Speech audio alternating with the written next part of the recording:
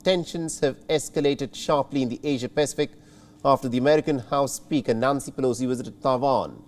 Now, Beijing has started its military exercises, including the live-fire drills in at least about 6 zones surrounding Taiwan as a retaliation to Nancy Pelosi's visit. The drills have in fact kicked off in the waters off the coast of Taiwan and are expected to continue for 4 days until the 8th of August. These will include long-range live ammunition shooting. They're also expected to take place in multiple zones encircling the entire of the Taiwanese territories, with some points of these military drills being said to be just 20 kilometers from the island's shore. A Chinese military source also told media that the exercises are being staged in preparation, possibly for actual combat. Now, when compared with live-fire zones during the Third Taiwan Strait crisis that happened in 1995-96, the areas that have been designated for the military drills this time round appear to be much closer to mainland Taiwan. The Chinese state media Global Times has described these exercises as unprecedented and has confirmed that missiles will fly over Taiwan for the very first time. Now, Taiwan, for its part, has condemned these military drills. The Taiwanese military has said that it is very closely monitoring the unprecedented Chinese drills, and it will uphold the principle of preparing for war without seeking a war. It's also describing these military drills as an attempt by the Chinese to unilaterally undermine regional stability. The Taiwanese President Tsai Ing-wen has said that the country is facing deliberately heightened military threats from Beijing. In the latest, the Taiwanese Defense Ministry has also confirmed that an unidentified aircraft had in fact flown over the Kinmen Island. This after Taiwan yesterday confirmed that 27 Chinese warplanes had entered into its air defense zone. It had to scramble its own fighter jets to warn them off.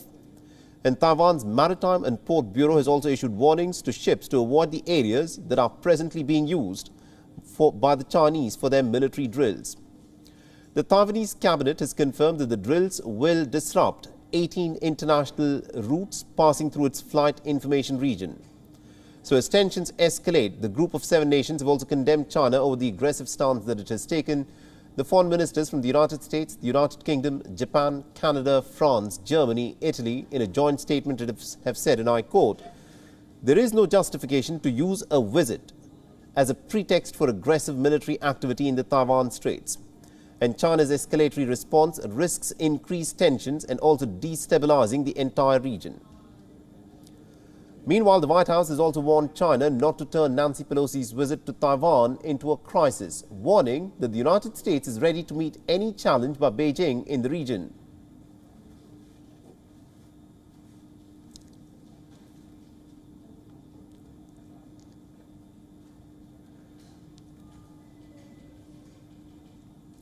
All right, now to give us more insights in terms of what exactly is China's game plan, we're being joined by Mr. Andreas Umblund, who's an analyst at the Stockholm Center for Eastern European Studies at the Swedish Institute of International Affairs.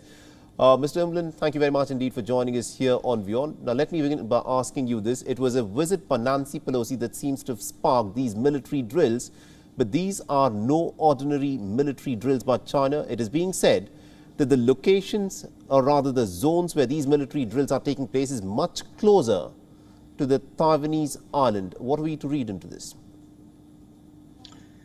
Well, as you said, I'm here. I'm speaking from Kiev now, and at the Center for Eastern European Studies at Stockholm. So I can only compare that with what is happening in Eastern Europe, and there we are currently seeing this escalation between Russia and Ukraine, and what is happening between China and Taiwan is now partly reminiscent, and one even suspects here from Kiev that these things are related to each other, or that they could become related to each other.